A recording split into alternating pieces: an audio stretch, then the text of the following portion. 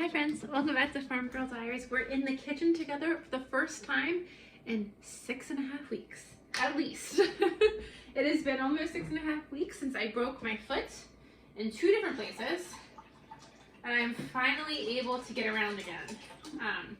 Still under doctor's orders to not walk on my foot, but I am done. I am done babying this foot. I'm done not walking, so we're out here and we're cooking together. So I'm excited. But because I'm still supposed to be babying my foot, we are going to take it a little easy today. So today's cannon project is going to be really simple to do. We are making apple cider jam. I have never made I guess it's technically apple cider jelly. I have never made apple cider jelly before, but I am excited to do it. So I am, at this point, I think, tripling the recipe. And I'll drink the rest of this apple cider myself. I don't think that's a full 4 cups. But we're making apple cider jelly today, and I have never had apple cider jelly. I love me some apple cider, so in my opinion, how can this be bad? How can this go wrong? So, I just put in here for 12 cups of cider. I didn't think a gallon was 12 cups. How many cups are in a gallon? I guess it's 16. 16 cups are in a gallon. Okay, hold on. So actually this should be 4 cups. Do my math as we go. Look, I remembered something from elementary school.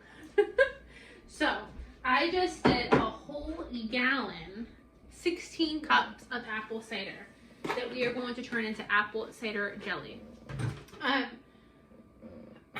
So I thought this would be the perfect project for us to do together for the first time back in the kitchen when I'm supposed to be taking it easy. This is gonna be great. So I need to go get another box and I pecked him. But I have this on heat, and I'm gonna add in a box of pectin. I actually need to add in 2. It's 1 box of pectin for 8 cups of cider. So let me get this all stirred up. Okay, so I'm out of the box of the pectin, but I have a bag of like bulk pectin that I bought. Oh, I had to Google how much a box is. 6 tablespoons is 1 box, or about 1/3 of a cup is what my Google said.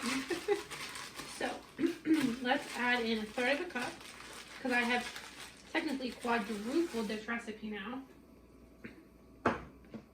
I'm gonna let this come to a boil, and this is gonna be the fastest thing we've ever done. Okay, while that is boiling, let me tell you what else we're doing today, because I don't just do 1 project and call it a day. We do multiple. So over here, I have some apples. So my mom went to the store and they had bags of apples for I think 50 cents a bag. She got 2 bags, gave me a whole bunch. So I chopped and peeled whatever we had, and I had them in the crock pot with some lemon juice and cinnamon, some nutmeg to make an apple butter. I'm not going to make you guys go through that process, but I might show you guys how I do it, but not step by step. So the apple butter going, and then my plan, let me show you. See, I still have a limp, but my foot is healing pretty well. I have this big, bad, beautiful butternut squash. This is my 5-pound butternut squash, the biggest butternut squash I've ever grown in my entire life. And I kind of don't want to eat him because he's huge, and he's beautiful. But I also don't want him to go to waste because he is the most beautiful butternut squash I've ever grown. So today is a beautiful fall day. Well, it's not beautiful, it's rainy, and it's slightly chilly.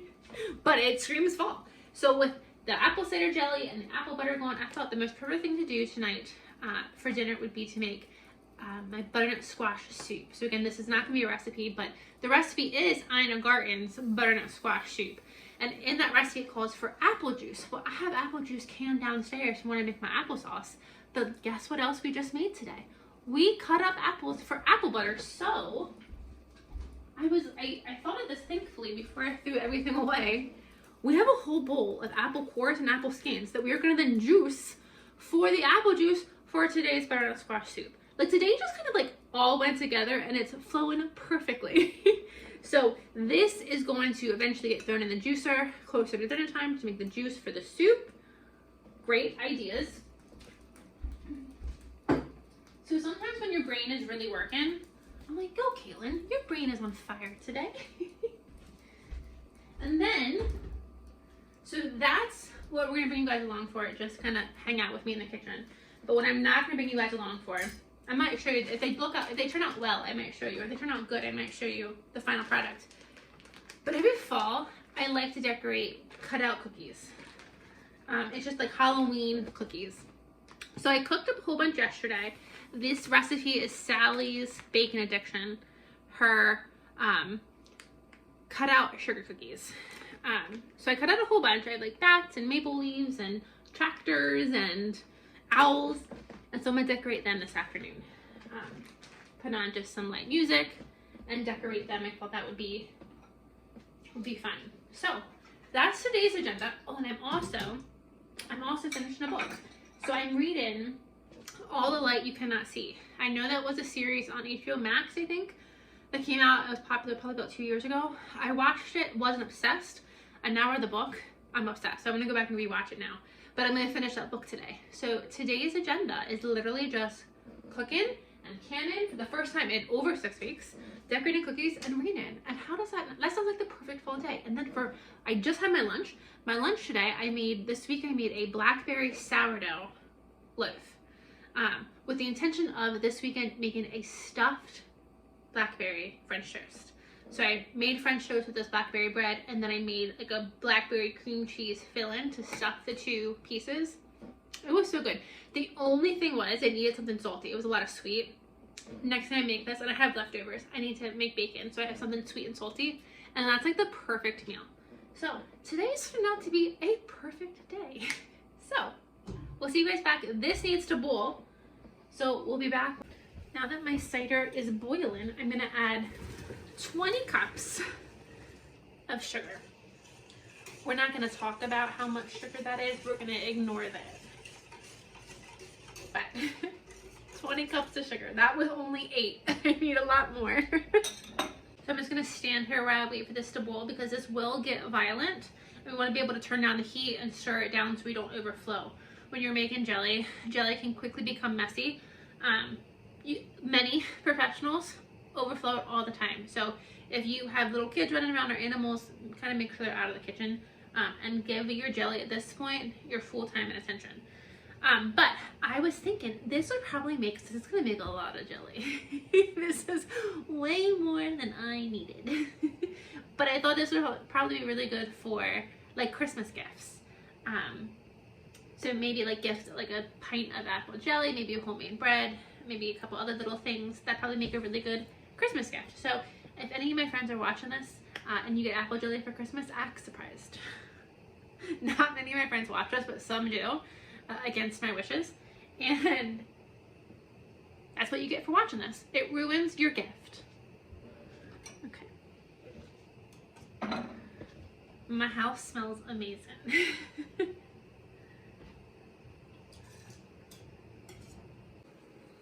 Okay, now we're right at a rolling boil. I can still stir it down, but I really want to pay attention and make sure that I don't walk away at this point. And this is going to be so good on just bread, on cheese, crackers. I think this is going to be really, really good. Okay, roll and boil. I can't stir down, so we'll start the timer for about a minute.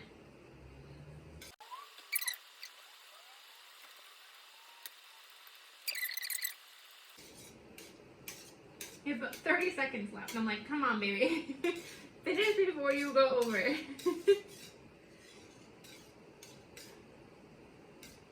Come on, baby. Ah, we did it. Okay.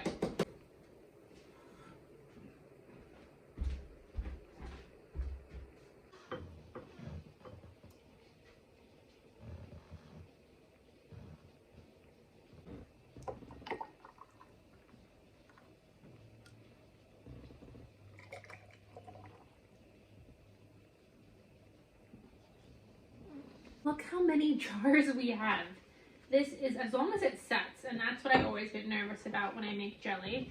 I want to make sure it sets. As long as it sets, we have a ton of Christmas gifts ready to go, or at least half started. I'm thinking these are going to do beautiful in Christmas baskets. So I'm just using some vinegar to make sure I didn't get any of this syrup on the rim. And I have a little bit left over. I haven't tried it yet, but I have a little bit left over. I'm gonna put in the fridge so we can try it together.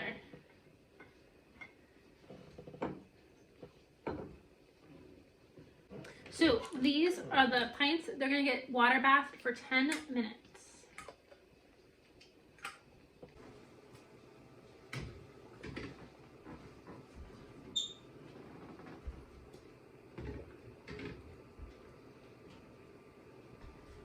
We are many hours later.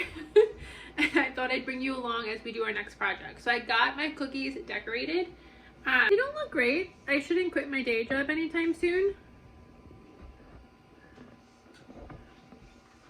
But every fall, around Halloween, I have the urge to decorate cookies. And so I thought they were really fun. So I just got this new like leaf cutter. My mom bought this for me from Aldi's. It was like, I think it's actually in the sink. But it was a spatula. No, it was here. It was a spatula and cookie cutter combination. And so I really wanted to make cookies with the spatula and that cookie cutter. So they turned out fun. I don't like consuming the food dyes, so these cookies are largely just for show. I have some ones that broke that didn't get decorated. That's what I'll eat. These ones will 99.9% go in the garbage. I don't like the royal icing. I think that tastes terrible. I literally just do this so I can decorate cookies, and it just makes me happy. So we're gonna ignore the food waste, but is it really food waste when it's covered in dyes that we don't consume anymore? I think not. I thought I'd bring you guys along because I'll show you the apple butter. I made a rookie mistake. I swear I try so hard to be careful and I have the world's worst luck. My parents always say I'm a mess, and I am a mess, but lately I'm also like attracting injuries. So I was blending my apple butter and with an immersion blender, and I like lifted it to get an apple, which I know not to do, and I shot it all out and it landed all on my arm. So, and it instantly started like, I'm not gonna show you. I was gonna show you, we're not. It's actually not that bad, but it instantly did make my skin start peeling. So I was able to get it off real quick, and it's already worlds better than it was. It really hurt, and I only did this maybe about 4 or 5 minutes ago. So the pain is already dying back, which is good, but this is why I keep my herbal stuff like throughout the whole house. But I keep my burn cream in the kitchen for this reason. I don't know if it works or not, but this is my burn cream that I made years ago. It is beeswax, calendula, there's lavender in here, and sweet orange. No, that's the other one. I forget at this point what it is. It's definitely calendula and it's definitely lavender, but I know calendula is really good for your skin. If I were to make this again, I would add an oregano and some pepper to help with your skin ailments. But oregano and calendula oil especially are really good for your skin. So I instantly threw this on. That's taking care of the heat. I think lavender is cooling, I think. Anyway, I did make a video when we did this together. It's back way 3 years ago when we started this channel. But I grabbed that and threw some of that on, and I think that'll help at least. It's already feeling worlds better than it did. And if I keep applying this and oregano oil, that'll heal up in no time at all. So your herbs are your friends. But the apple butter is done. Let me bring you down and show you. I tasted it. It tastes pretty good. I let it go since about 10 a.m. this morning, so it's 4 o'clock. I just blended it, and my intention was to let it cook down some more, but I think it's already at the consistency that I want, so I think we're golden. So I'm gonna go ahead and I'm gonna get this jarred up.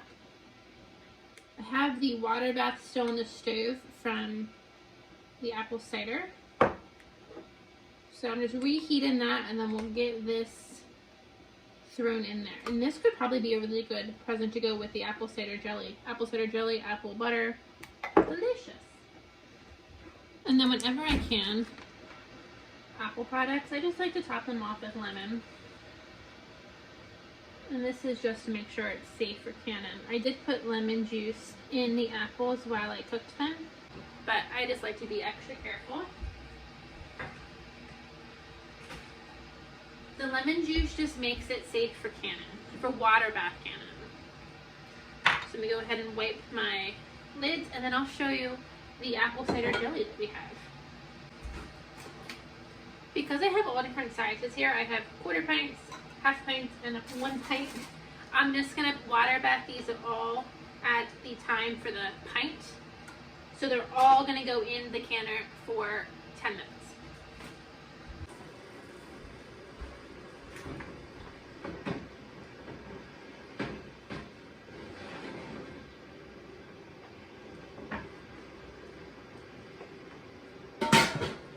So that'll go for 10 minutes. We also have, I just put on my juicer with my apple peels. I've had this juicer now for about 3 years. If you can or preserve anything, get a juicer. This is my favorite tool. Every time I get the juicer out, I get so excited, which I don't really understand. But I love the juicer because all of those apple scraps would have just gone in the compost, and yeah, they would have fed my garden. They still will.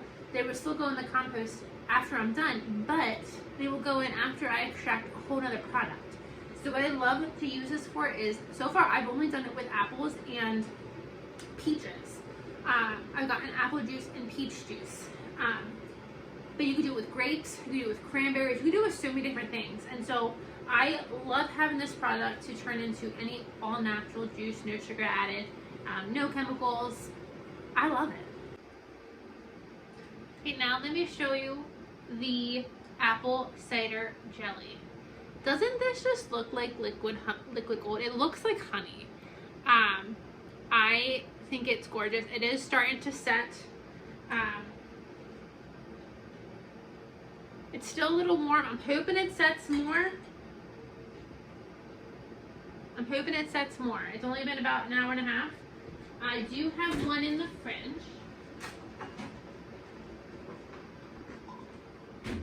And the one in the fridge is it's not a very thick jelly, which I'm okay with. You have a really thick jelly like you get from like the store.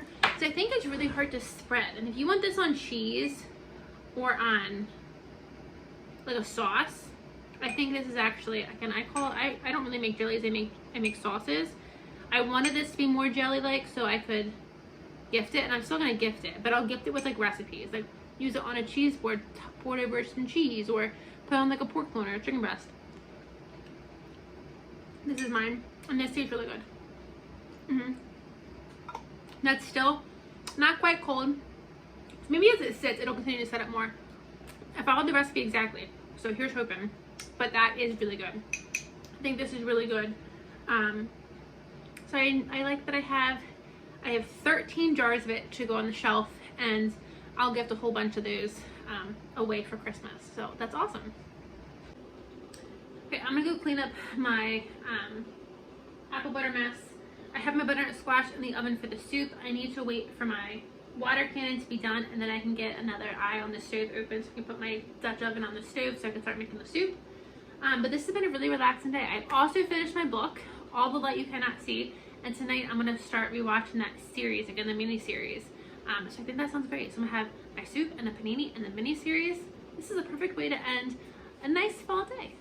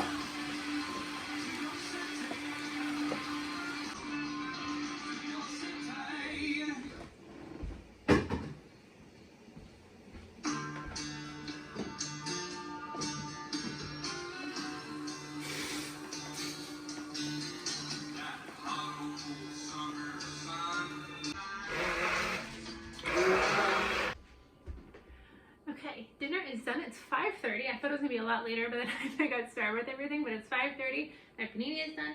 My soup is done, and it is delicious. Those little black specks in the soup are onion. I might have walked away from the onion for a split second, and it got a little darker than it should have, but it still tastes delicious. It could be a little bit sweeter, but I probably added the 2 cups of apple juice that it called for. But if I had more apple juice, I would add a little bit more because it could be a little bit sweeter. But it's still, I think, really good. So I'm going to go enjoy this. But this was a productive day in the kitchen. For my first day back in the kitchen, it was productive. So I'll take it. So I'll see you guys in the next video. Bye, friends.